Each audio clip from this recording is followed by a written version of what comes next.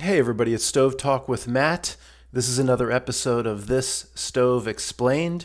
We're back at my absolute favorite website, www.air-hot.ru, where this gentleman, who knows, 5, 6 years ago, all the popular masonry stoves, Russian stoves from the Russia and the old Soviet era, per the books, he broke them down and he shows us via computer design how they're built. So I can only probably do one of these at a time, guys. We're going to go down to one of my all-time favorite stoves, and I'll know it when I see it. The stoves that I usually will go through with you, this channel is about simplicity. It's about anybody can do it. It's about not needing any complicated cuts, and I'm going to spend much more time over the years on the stoves that anybody can do, even if you've never even laid a brick. And this is one of my favorites. It even says here, I think, something about simple. Heating stove by V. Baikova. I mean, many of these are from old Soviet books from the 70s and 80s. It's a heating stove, the fifth and largest of the simple family. And this truly is simple. Anybody can do this. In fact, I'll offer some suggestions to make it even easier than what this blueprint. We'll go through the design where he shows you the computer animation on YouTube in just a moment. So I already have it up here. Let me go over here. Can I move this into? I guess I'm gonna have to re-record. Make the recording screen bigger. Be right back. Okay, this is all in Russian, so I'll take you through it. Here's the stove. Whenever a stove is just 2 bricks across, it is the easiest for anybody to build. You don't need any sort of angle irons or lintels or anything like that. Where it depicts the yellow bricks, they want you to use refractory or fire bricks. And then where it's brown, you could use any red brick. But here's the issue, and the problem at least we run into in the United States. Guys, I'm going to show you, again, how to, each level. I'll show you all that stuff, and we'll get into a lot of detail. But just the overview for a few more minutes. In the United States, at least, there are no bricks that are the same size as fire brick or refractory brick. So here, they all just simply fit together.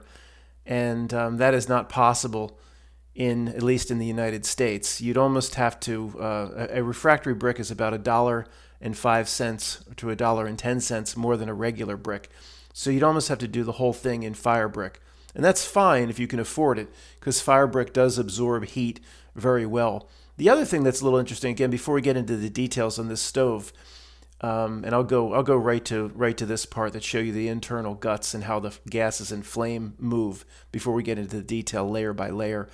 The Russians, well, everybody will tell you how regular brick expands at a different rate than fire brick, but then every so often you see stoves that combine the regular brick right on top of the fire brick. And I've been, looking at this stuff for years. None of these Russian stove makers say, well, how is this okay? I mean, you've spent years over here saying you can't have the fire brick touching the regular brick, but then here it is on top. So I can at least tell you this. It's worse, I think, when the red brick is next to the fire brick. When it's on top, it's probably a little better because everything is compressed down, but they still have different expansion rates. Either way, you're going to have 1,000,000 cuts if you don't use all fire brick. Or use all red brick, but it's going to break down in 5 years because red brick really can't hold up to the heat if you're looking to build something for 25 or so years. So this doesn't depict it. The glass door would be here. This is a clean out. This is a clean out door. You have a metal door here, but also this is called the blower. All these Russian stoves, almost all of them work the same way. Load the fire or load the wood in here, and there's a big metal or iron grate, and the air comes underneath like a coal stove and comes up through the grate, through the wood. As usual, they're burned only twice a day. They're burned. Sometimes you just put five, you get it going, then 5 logs, and that's it. And then it goes out, but it retains its heat. You do the same thing at night before you go to bed. Close the damper so those gigantic mass. I didn't count the bricks or anything. Most of these are 500-600 bricks Of course, several thousand pounds, 3,000 pounds. It retains its heat, and then in the morning it's still slightly warm, and you just do it again. Burnt twice for an hour and a half or so. When it's, negative 25 degrees, I guess they'd burn these 3 times, but that's it. They're not meant to be burnt and kept going all day. They're meant to be burnt twice a day and every day with no days off for the entire winter, or for the wherever you live, a 6-week cold snap. You don't let the bricks cool down. Anyway, so, and the other thing before we start, guys, is if anybody's new, these stoves take a long time to start to radiate heat. They are not good for quick heat. They're not good for garages, sheds, project rooms. The idea is that it takes hours and hours for the heat to really start radiating out, and then they're never allowed to go cold for 2 months in a row. So that's the only way to use these gigantic mass stoves. But again, unlike a wood, an iron stove, you just got to keep feeding it. Got to keep feeding it. Iron stove, pain in the neck. You go through cords and cords and cords. This is much, much better. This would be 70% better on wood, no doubt about it. So, okay, this is, again, load the wood in here. Let me go to the cutaway. And that, get these stoves, the ones I'll talk to you about are very simple, and anybody could do this. So you'd have an iron door or a glass door here. The grate here is not shown. The grate would go across here. The blower door or the clean out door, or the air comes in here, comes up through the grate. All the 5 logs or so sit on this grate.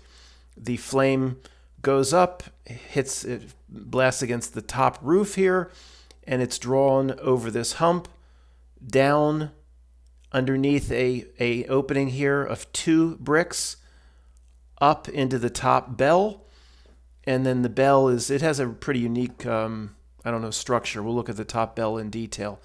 Most of the hot gases will be flowing so fast, it'll blast up to the top and then funnel down these channels, of which it'll go up and out the chimney.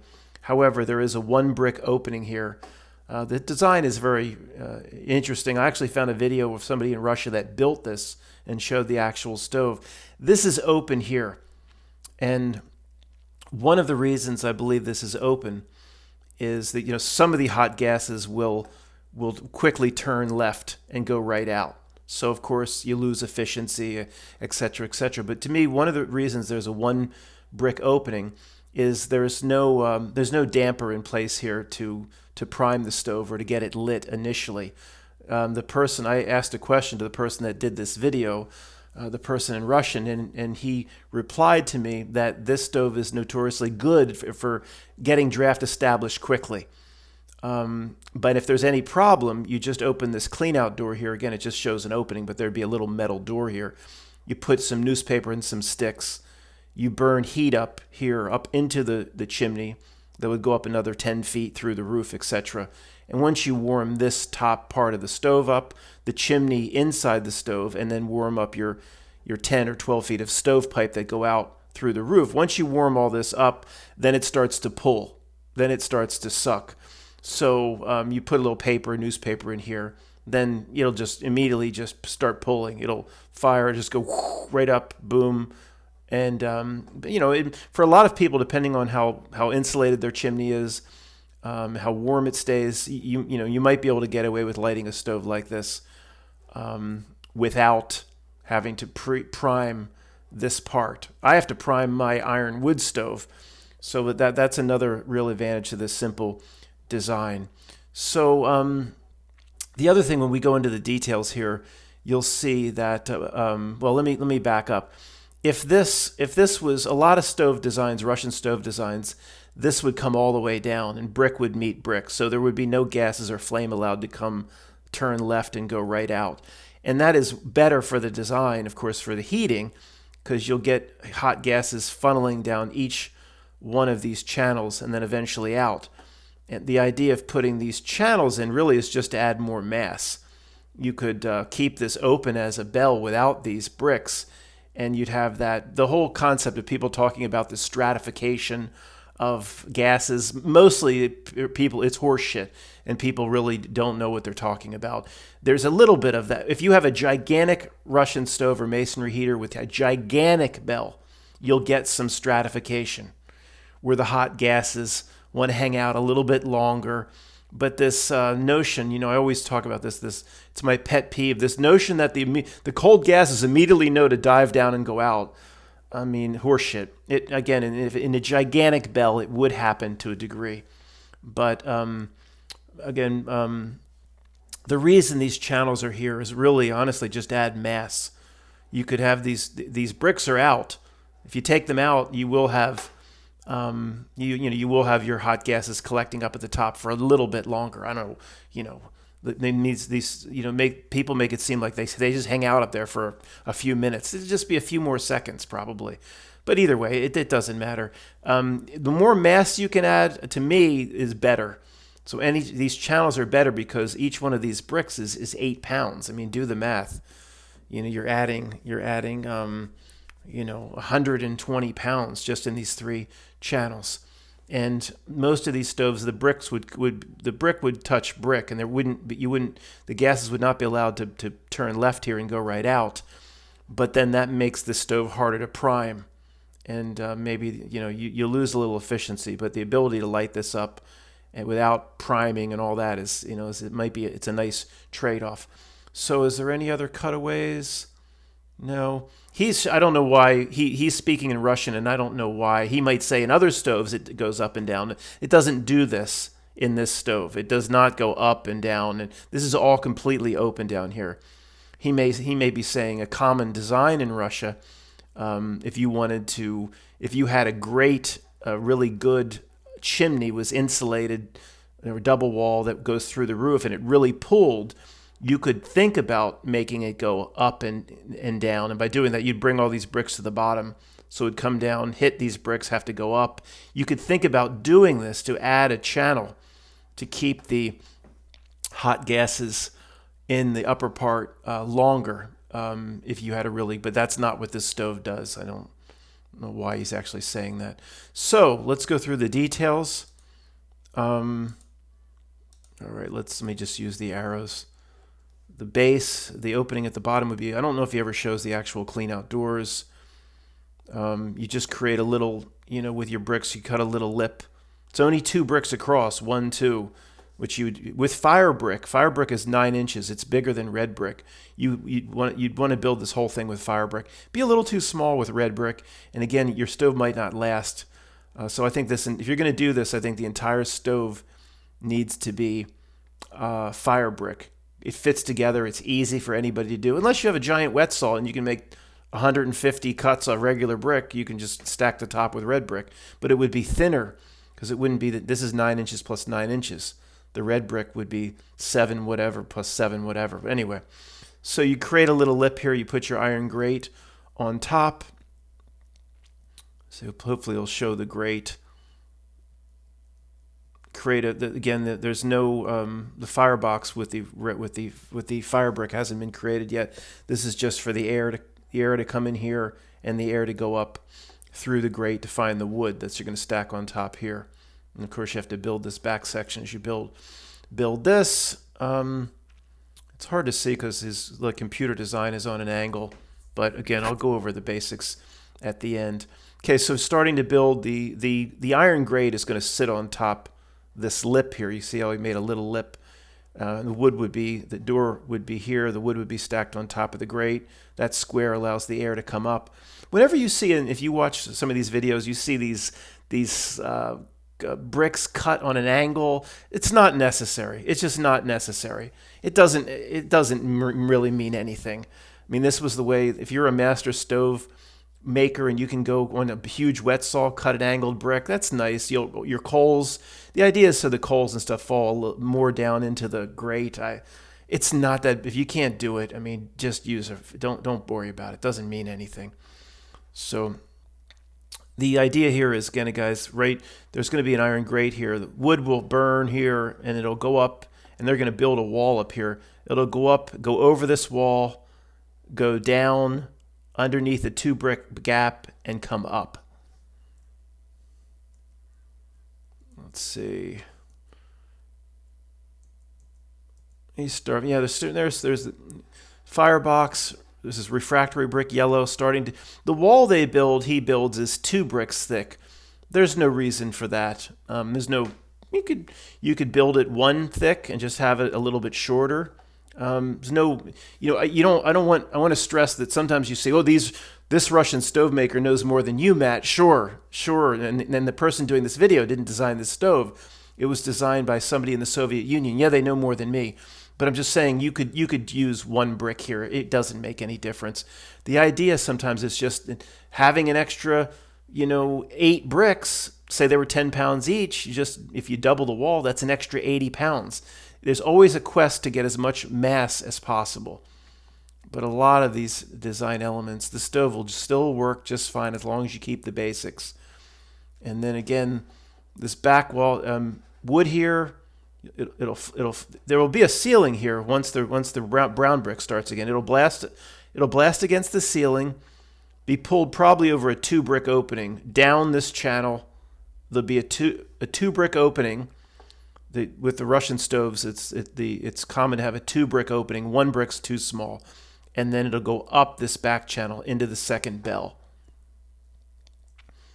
All right. See, I think he's cutting an angle. You don't. Well, Matt, that you have to have the angle cut at the top because you have to round it to get the smoke over. No, you don't. The smoke with the smoke and flame is going to go over either way. You don't need a little rounded angle. No, it's gonna. It'll help a bit.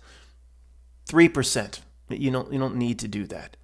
Just leave a big 2 brick opening. It's plenty. It's plenty. All right, and then again, there's going to be a ceiling on here soon. Remember, once the ceiling goes in, then that will allow. Then there's going to be a huge ceiling. Then there's this opening here, flow through the 2 brick opening, down, up into the second bell. And see, only 2 bricks across. 1, 2. You just no lintels, no angle irons. You just butt your fire brick up. Always dip your fire brick, get your fire brick wet. Use refractory mortar if you can, which I hear needs to be fired to refractory mortar. If you just mix a little bit on your own and put it on a piece of brick cold, it just flakes apart. To get solid, I didn't even know this, but I've built a whole Russian stove with refractory mortar, but I can't stick my head in there once it's all built. I didn't use refractory mortar for the red brick on the outside. I didn't know it needs to be fired to really harden up, but that's what I've been told. So you just butter a little. You dip your refractory bricks in water, dip them in a bucket, not a little spray, in a bucket for a few seconds. Then you thinly butter refractory mortar. Thin joints, super thin. Hammer it down like there almost is no joint. But the tension of these 2 bricks next to each other will almost hold the bricks on their own. I mean, I'm not saying to do that, of course, but you don't really need any strength in when you butter each end and you push them together here. Whenever you do that, it can be very thin. It doesn't have to be strong because it'll hold anyway. All the weight on top holds it. So really, it's just about the refractory mortar. Is just about, in most cases, not about strength as much as making sure the gases don't escape out of or harmful gases don't escape out of your stove. So let's get back to this. Whoops, I hit the wrong button to end the recording, but it was recording fine, so it's good to check it out anyway. Let me hit play on this, then pause, and I'll just use the arrows. All right, this is interesting. Let's see. Let me just the ceiling will probably go right on top of this. Yeah. So he chose to make his ceiling more secure. Let me talk to you about this. Okay. Now to create the ceiling, you just have a 2 brick opening. Again, the gases hit the ceiling and then they'll go down and up. You can just, if you're using all fire brick, you just turn your fire brick towards each other, just like this at the end, and butt them up against each other. But here, I don't think that's necessary. I really don't structurally here at all. But he makes it, what he's doing, I don't think is necessary. He's doing it just to make it a little stronger. So let me go forward. What he's doing is then he's putting, at the next layer up, he's putting a cut a cut fire brick, not halves, as it sticks out a little bit more. 3/4, maybe a fire brick instead of 9 inches cut back to 7, and then he'll do another layer on top. Well, he puts a brick. Yeah, he's putting another layer on top like that. It's, it creates a 2-brick layer between this bottom section of the stove and the top bell. Even though there's not really a bell in the bottom, these are called 2-bell stoves. So let me just look at this for a second. Why is he's putting what the heck? He's putting a fire brick on top, which is balanced 2 inches balanced. It's on this ledge and on this ledge. And then he's running bricks, you would say horizontally. It's just, whenever you can stagger and do things a little bit different, it just adds to the strength of the stove. It would be no problem structurally if these weren't cut at all, but were butting up against each other, because you don't need any strength. Your whole strength of this is on the outside, if that makes any sense. But let's not get too caught up in this. It's just adding I would just have 1 layer of bricks between the bottom bell and the top. I wouldn't have 2 layers. Add some mass, fine. Maybe again, if the quest to add 100 pounds wherever you can is a good idea. So again, but what's interesting here is this is very common in Russian stoves. Their bricks are closer. Our fire bricks are 9 inches by 4.5 by 2.5. Luckily, it's big enough. Theirs are closer to 10 inches. They deal in millimeters. So this is a 1-brick opening for the gases and flame and smoke to get from the bottom bell to the top bell. A 1-brick opening. Our fire bricks are smaller, but it would be completely adequate to have a 1-brick opening for 1 fire brick, as long as the full-size fire brick. You don't want to go any smaller than that. Then he's adding the brown brick, we would call red brick. Again, in Russia, they're all the same size, so it all fits together nicely. It'd be a nightmare to add regular brick for us on top of fire brick because they're not the same size. They don't basket weave. 2 across is not the same as 1 over. Again, if you have a gigantic wet saw, make hundreds and hundreds of cuts, no problem. Other than that, can't do it. For the person that's just has minimal equipment, you need to use all fire brick or all pavers. Pavers are 8x4 and symmetrical, not regular brick. Regular brick is not symmetrical, doesn't line up. This stove would not work. Pavers, 2 across is the same as 1 over, exactly. Having the core of just pavers, you see my other videos about when to use fire brick, when to use red brick. Does red brick hold up in heat? I have a whole nother video about it. It's not recommended, but you can do it if you know what you're doing. A lot of the Kuznetsov designs are red brick only, not fire brick. So it's been done for hundreds of years, but it's a whole separate conversation. So again, he's designing the upper bell, and this is a very strange design. I wouldn't do it if I was making this stove. Remember what he's starting to do here. What's my 834? Remember what he's starting to do here. I know this is hard for anybody that doesn't look at this for like 1,000 hours like I have. He's just starting to build this structure. So again, the gases can come left, but most are going to have the speed to flow up, hit the top, and funnel down these channels before going out. So let me go back. And again, if anybody's going to build this, you'd copy it exactly. Although I wouldn't do the way he's doing. I would not do what he's doing here. Let me see if I can describe that. Again, it's really hard for me to talk about what he's doing here, other than what I showed you.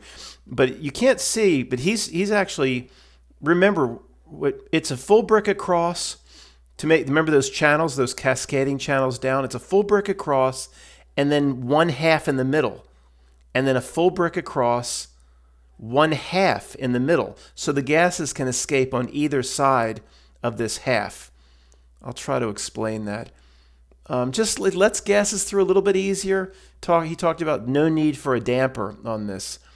That we'll talk about. I don't think I wouldn't do it, but I'll tell you why he's doing it. See here, okay, then he goes full brick across. Then 1/2 in the middle, which allows gases to escape on either side. Here, this is staggered. I know you can't follow what I'm saying unless you look at this for thousands of hours. But it's 1/2 brick in the middle, so gases can still come across on either side.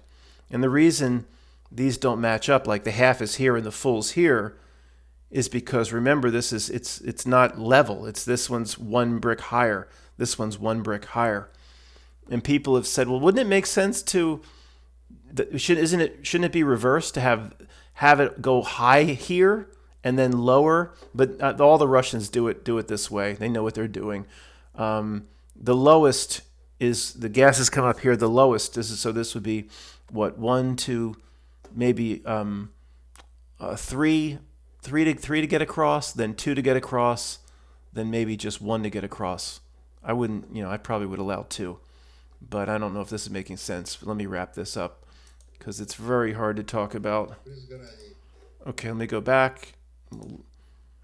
But this, the half brick, it would allow more gases to flow right through, which mean the stove will prime itself probably. You don't have to prime like we talked about. Maybe that's the reason behind this. And the guy that made it, I think he said the top section does get hotter, much hotter than the bottom. So I kind of like what they're doing, though. Then again, you cap off the top, of course, and then this will be the final chimney here, and up and out. Once you see this made, then that just means you put your metal stovepipe. You could keep going with brick and make this a chimney. It would be 1, 2, 3, 4, 5. Keep going and make this a chimney of 5 bricks up to your roof or through your roof. You could continue going, but most people they'll use the bricks to get from this is like on the first floor. They'll use the bricks to get into the second floor because these bricks they're not that hot. The whole thing. I guess looks like a slot for a damper. Oh, he is going to put a damper in there, but not for the reasons we discussed. Doesn't get that hot. If anybody's new to this, you put your hand, even when these have been burning for 2 hours, you could put your hand on them for a few seconds. Some parts get very hot, but most of it you can touch. The idea is just you have like 600-700 bricks all radiating out at 130, 140 degrees. 700 heaters at 140 degrees. That's a lot of radiant heat. No part of it gets that hot. So they run their bricks from the first floor through the second, actually create something, it's called a cannon, something much thicker, just so there's no chance of fire. But if this was the roof here, then you just stop the bricks here and start your stovepipe or your double wall, hopefully insulated stovepipe out through the roof. So again, that's the stove.